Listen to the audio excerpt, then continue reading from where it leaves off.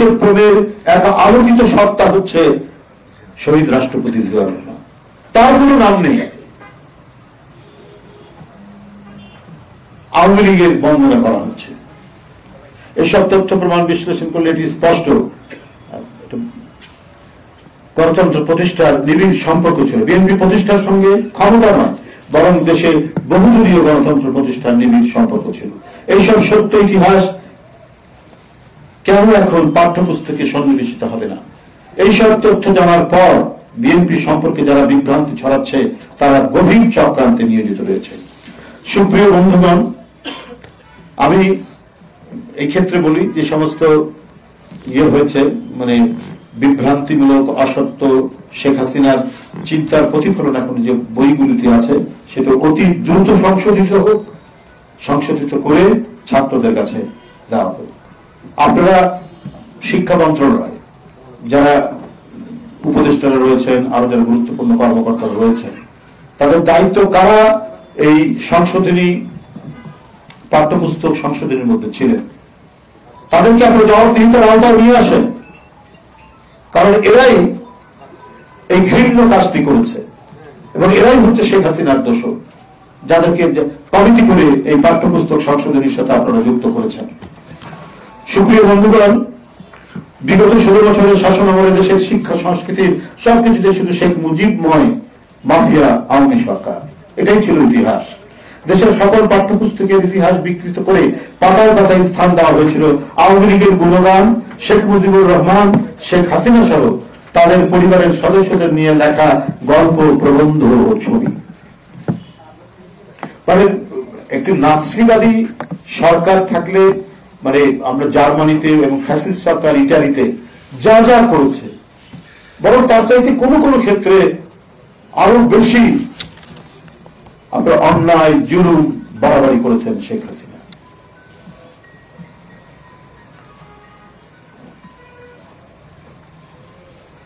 আওয়ামী লীগ আজ একটি গণহত্যাকারী সন্ত্রাসী সংগঠন হিসেবে দেশে বিদেশে পরিচিত। তারা মানুষের মৌলিক অধিকার কেড়ে নিয়ে বাংলাদেশের সার্বভৌমত্ব বিসর্জন দিয়েছে এবং 12 কোটি ভোটারের ভোটাধিকার হরণ করেছে।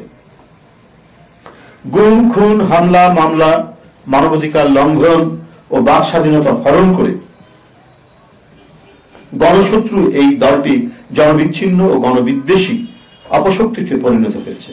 তাদের বৃহত্তম রাজনৈতিক দল হিসেবে পরিচয় দেওয়া গণতন্ত্রকামী মানুষের আকাঙ্ক্ষার পরিপন্থী এবং 2000 ছাত্র জনতার আত্মত্যাগ, 2 সহস্রাধিক আহত ও পঙ্গুত্বের মাধ্যমে পাওয়া নতুন বাংলাদেশের সাথে বিশ্বাসঘাতকতার সামিল।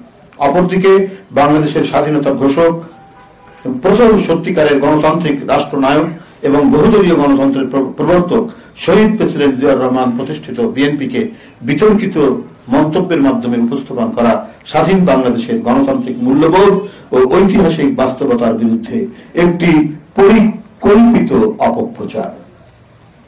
আওয়ামী লীগের ছাত্র সংগঠন ছাত্রলীগ ইতিমধ্যে সন্ত্রাসী কার্যকলাপের কারণে আদালত কর্তৃক নিষিদ্ধ হয়েছে।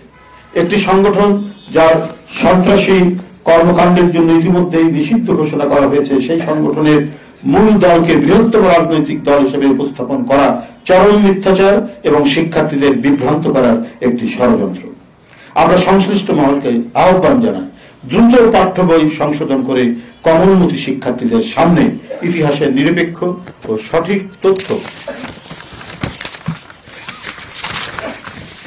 তুলে ধরতে। মনে রাখতে হবে, গত 16 বছরের ত্যাগ সংগ্রামের সকল শ্রেণী পেশার মানুষ রক্ত দিয়েছেন এমন একটি বাংলাদেশ গড়তে যেখানে সত্য ও ন্যায় প্রতিষ্ঠিত হবে এবং ষড়যন্ত্র ও অপপ্রচার পরাজিত হবে। তাই অন্তর্বর্তী সরকারের প্রতি আহ্বান, এই আকাঙ্ক্ষাকে ধারণ করে প্রতিটি উদ্যোগকে সফল করে তোলার জন্য কার্যকর পদক্ষেপ গ্রহণ করতে হবে। অবিলম্বে জাতীয় শিক্ষাক্রম ও পাঠ্যপুস্তক বোর্ডের এনসিটিভির ভেতরে বাইরে সহ সকল পর্যায় থেকে ফ্যাসিবাদের দোষরদের চিহ্নিত করে তাদের বিরুদ্ধে কঠোর আইনানুগ ব্যবস্থা গ্রহণ করতে হবে। সচেতন বন্ধুরা, নিত্য প্রয়োজনীয় দ্রব্যমূল্যের ঊর্ধ্বগতি নিয়ন্ত্রণ ও সাধারণ মানুষকে স্বস্তি দিতে অন্তর্বর্তীকালীন সরকার ক্রমান্বয়ে যেন ব্যর্থ হচ্ছে, এটা একটা উদ্বেগের বিষয়। আমরা চাই না যে অন্তর্বর্তীকালীন সরকার ব্যর্থ হোক, কারণ এটা একটি ব্যাপক গণ আন্দোলনের মধ্য দিয়ে তৈরি। কিন্তু জনগণের প্রত্যাশা এবং জনগণের যে ক্ষুধা, এটা যদি নিবৃত করতে না পারেন, তাহলে তো আপনার এই ব্যর্থতা আর থেকে রাখতে পারবেন।